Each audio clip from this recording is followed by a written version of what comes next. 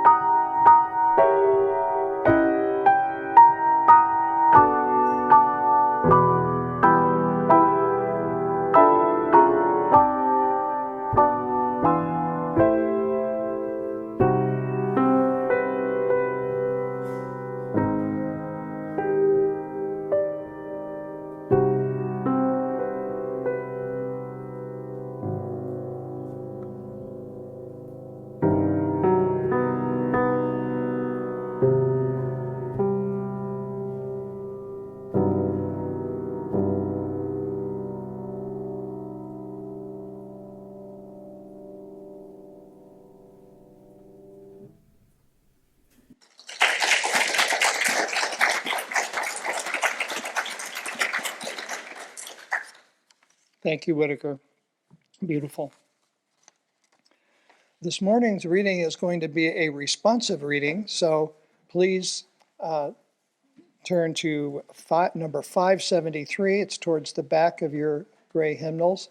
And to do this, I'm going to introduce Ellen Harlan and Pat Rankin, and they'll have a special instruction for you. Number 573. Y'all got it? This is a Mother's Day proclamation that was written by Julia Ward Howe. She was the mother of 6 children. She was a Unitarian, but she was best known for writing the lyrics of the Battle Hymn of Republic. She was an abolitionist and a social advocate, particularly for women suffrage. With what is happening now in Ukraine and in the Supreme Court, if alive today, I believe she would be a leading activist for reason, tolerance, and freedom. I'll read the standard print, and Pat will lead you in the italicized print. Arise then, women of this day. Arise, all women who have hearts, whether your baptism be that of water or of fears. Say firmly, we will not have great questions decided by irrelevant agencies. Our husbands shall not come to us, reeking with carnage for caresses and applause. Our sons shall not be taken from us to unlearn all that we have been able to teach them of charity, mercy, and patience.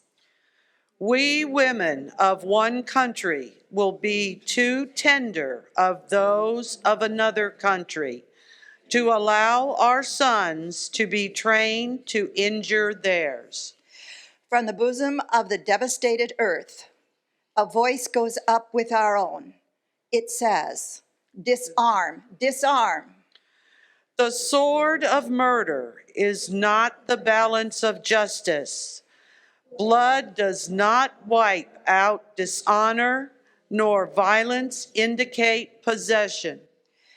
As men have often forsaken the plow and anvil at the summons of war, let women now leave all that may be left of home for a great and earnest day of counsel. Let them meet first as women to bewail and commemorate the dead. Let them then solemnly take counsel with each other as the means whereby the great human family can live in peace. And each bearing, after her own time, the sacred impress, not of Caesar, but of God. Joanie Andras, our speaker this morning. I think we all know Joanie. We know that she's our resident Buddhist nun and a resident teacher of mindfulness and meditation, highly qualified to do both. I've learned so much from Joanie over the past few years. I can't begin to list it, and I'm not going to. You'll be thankful to hear. Joanie is presenting the Dialogue for Peace. Please welcome Joanie.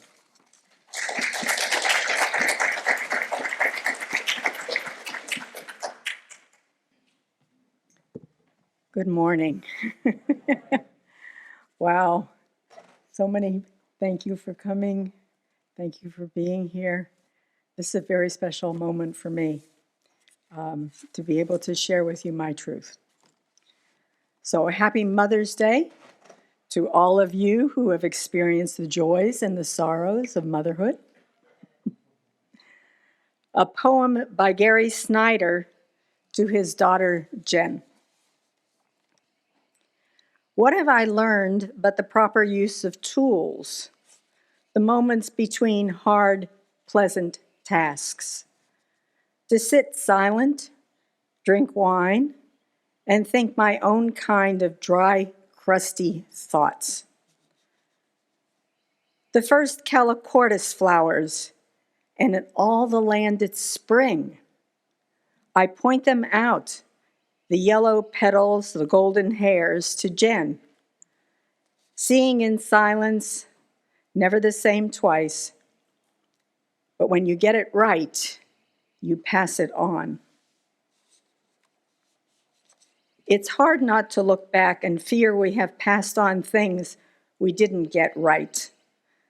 But in the end, we hope that we can pass on those things that we have gotten right. Otherwise, such wisdom is wasted.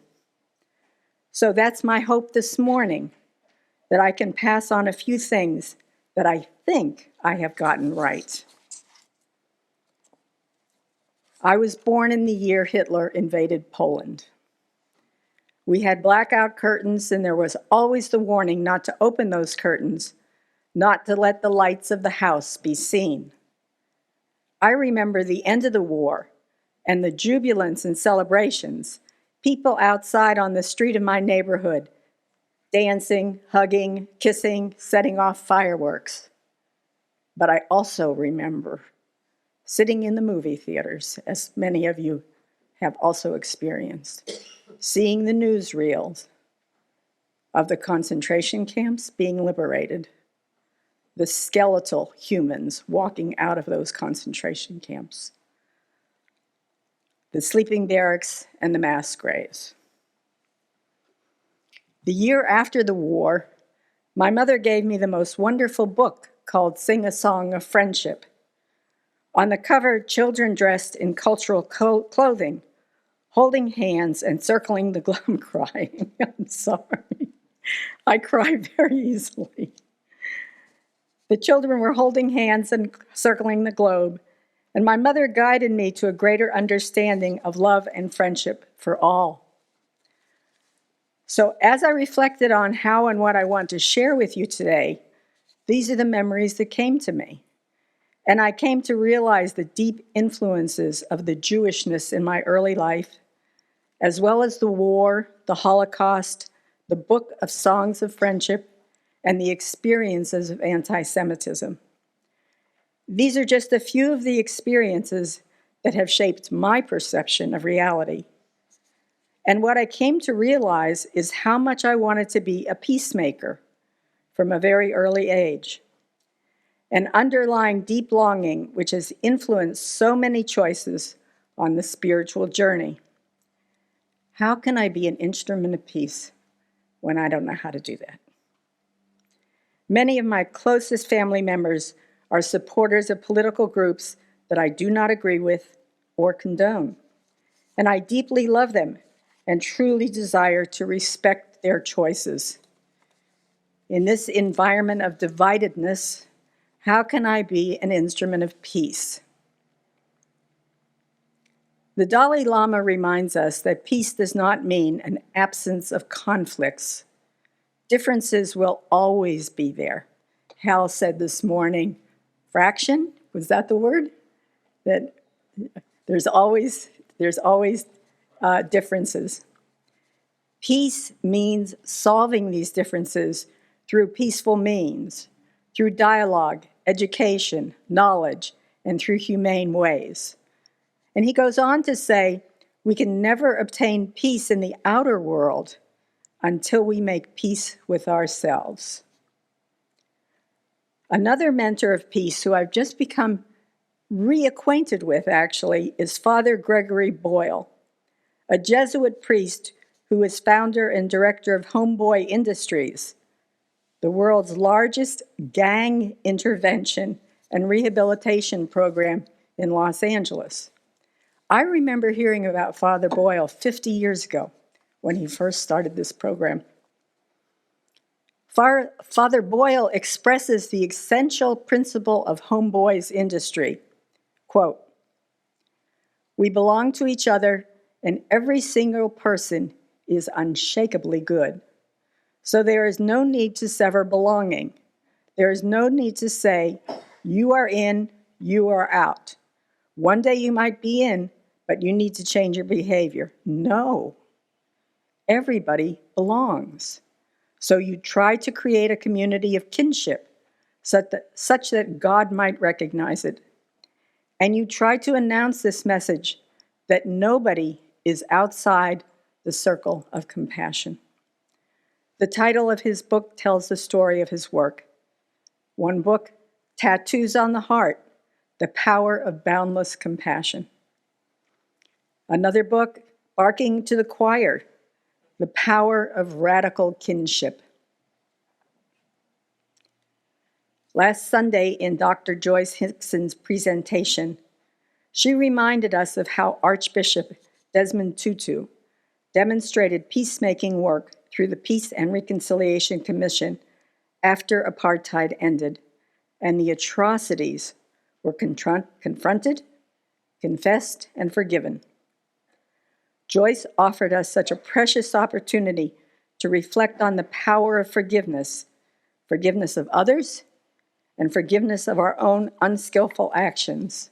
So thank you again, Joyce, for blessing us all with such a moving and insightful talk. We are each a speck of dust in this vast cosmos. And yet, as we reflect on those who have been peaceful warriors, what vast changes they have made. In what way does that speak to me? This brought me to reflect on the second principle, justice, equity, and compassion in human relations. How do we begin to talk with those of differing views? Our friends and family that hold a different view of reality. I have spent a lot of time in the past years studying these questions, these challenges from a lot of perspectives. In reflecting what I want to share with you today, I truly began to realize that even though I have spent so much time investigating peaceful dialogue, I feel like maybe I am in first grade. There are so many who are so much wiser than I am. At the same time, I do feel that I have something to offer, and so that's what I want to do today, is share with you what has worked for me. Again, this is what has worked for me. This is not a one-size-fits-all. At the present time, my path has been focused on two complementary ways of approaching peaceful dialogue. One has been the teachings of the Buddha, and the other has been my involvement in the workshops offered by Braver Angels. In the teachings of the Buddha, we have been exploring the numerous facets of perfect speech, always with the intention of not harming another. The four aspects of perfect speech, as taught by the Buddha, are the cultivation of speech which produces harmony within the community, telling the truth, speaking kindly and softly, and meaningful speech. The entire Buddha's teaching can be summarized into the path of igniting our loving kindness and compassion, this intrinsic loving kindness and compassion. Through Braver Angel workshops, I have learned some of the techniques to bring these Buddhist teachings to the table of difficult and controversial conversations. It's important to understand that the folks in Braver Angels who attend the workshops are interested in bridging the divide, not espousing a personal agenda. One of the pledges of the Braver Angels organization is, as individuals, we try to understand the other side's point of view, even if we don't agree with it. One of the best sources of new learning and greater understanding of how to communicate with my dear ones who have different political views is the workshops that I've attended. And let me tell you, sometimes they're not easy, but it's really helped me. So a newer source of guidance is the book, I Never Thought of It That Way, Having Fearlessly Curious Conversations in Dangerously Divided Times. This book is by Monica Guzman. Miss Guzman is a bridge builder, a journalist, and an entrepreneur who lives for great conversations sparked by curious questions. She's a director at Braver Angels, a Mexican immigrant, Latina, dual U.S.-Mexican citizenship, liberal daughter of conservative parents. In the book, she writes, "Through my experience interviewing thousands of people and storytelling for Braver Angels, I've learned what the most common pitfalls in conversations are, and the practical ways to stay humble and open to get conversations back on track." In her book, she offers 8 tips for staying curious. She says, to be clear, and this is really important, to be clear, I'm not saying that we let go of our convictions in these conversations, not at all. Only that we let them breathe. I love that, we let them breathe. We let gaps appear around their edges without freaking out. Then we build the traction in conversation to present them and explore them, setting out not to prove something, but to learn something. So here are some brief descriptions of these 8 tips taken from an article in Greater Good magazine. This article summarized her book. First, share snapshot opinions. One of her suggestions is to say something like, well, here's what's coming to mind as I think about it. Let's see where it goes from there. Second, change the question. A handy way to switch from being out to prove something to being out to learn something is to change the question. Third, listen longer. Ms. Guzman advises, listening longer is one of the toughest things to do in a bridging conversation. How do you know you have done enough? Here's a good rule of thumb, and don't we all know this one well? When you are itching to offer a comment on someone's opinion, make yourself ask one more question first. Fourth, acknowledge agreement. Finding something you can agree on is like building a base camp partway up the mountain. Fifth, untie thought knots. A thought knot is the exhausting thing that happens when you have way overthought something. Sixth, hit reset. Sometimes backing out of dead ends in conversations starts with starting over. Seventh, acknowledge good points. Try scoring points for the other side. Wow, I never thought of it that way. And eighth, say, I don't know when you don't know. A candid I don't know is a signal that you are not in it to win. So truly for me, each of these 8 guidelines have been a challenge and a process of relearning.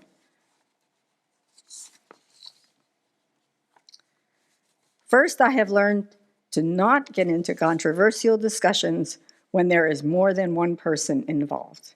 That means not at the dinner table, around the barbecue pit, or at some family event that other folks might jump into the conversation. For me, a cardinal rule is one-on-one.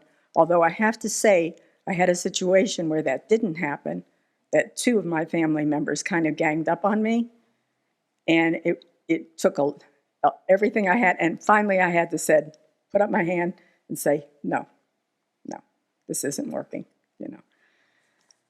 So from that place of personal protection of one-on-one, I moved to personal responsibility.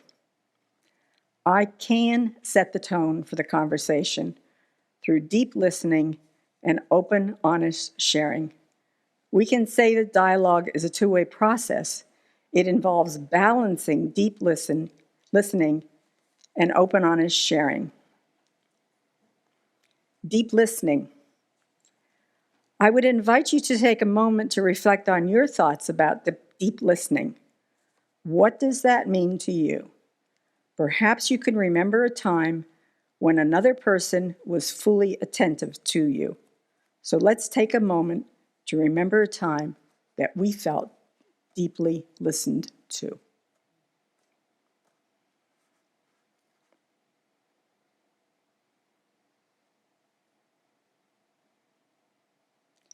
In my personal process of trying to understand the other person's point of view, I try to listen with the intent to understand. So perhaps we could say that my intention, motivation, or agenda in that particular conversation is to listen deeply with curiosity and to understand.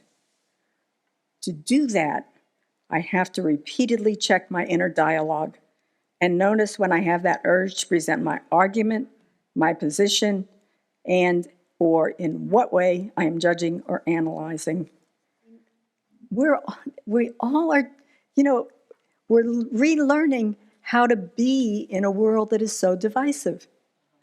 We are all relearning.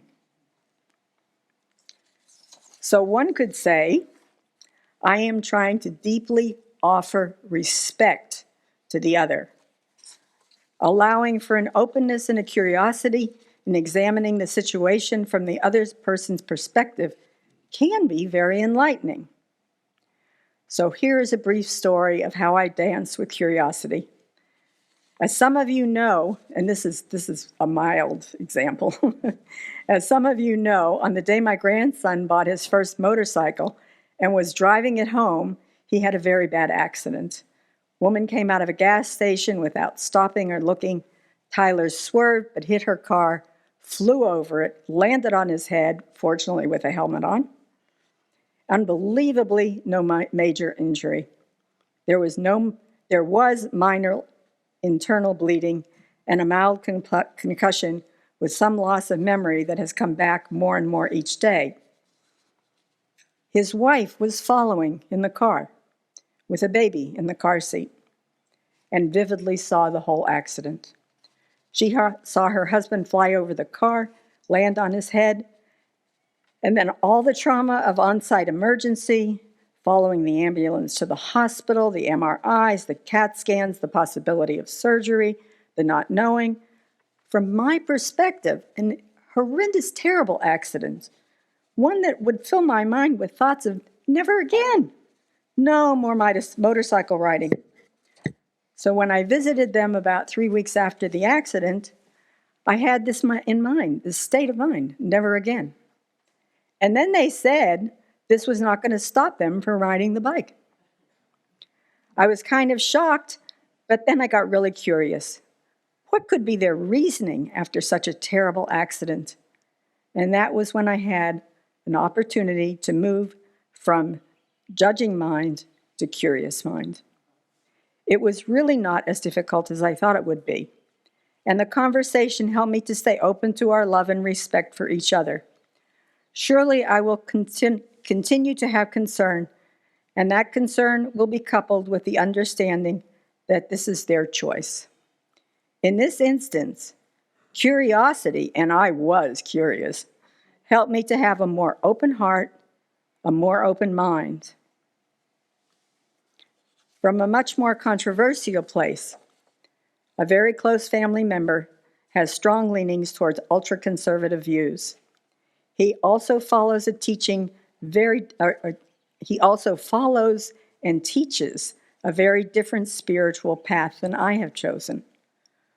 Over the years, we have learned to see the commonality in our spiritual journey, and we have a true respect for each other's choice. Through the years it has taken for us to learn how to walk with respect and curiosity about our spiritual journey, we have learned how to navigate the waters of the more controversial political conversations. We are learning to listen from that place of curiosity and respect. This moving from judging mind to curious mind has been nurtured through mindfulness meditation practice that has been so helpful for me.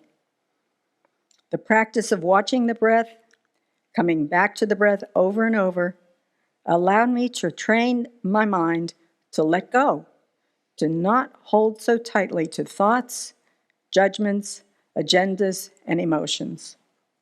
This practice, this cultivating the mind of letting go, is what has brought me to an incredible place of well-being and greater ease with my family and loved ones.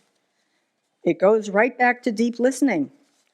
When I do my meditation practice, I'm deeply engaged. Anybody doing their meditation practice is deeply engaged with noticing the workings of the mind.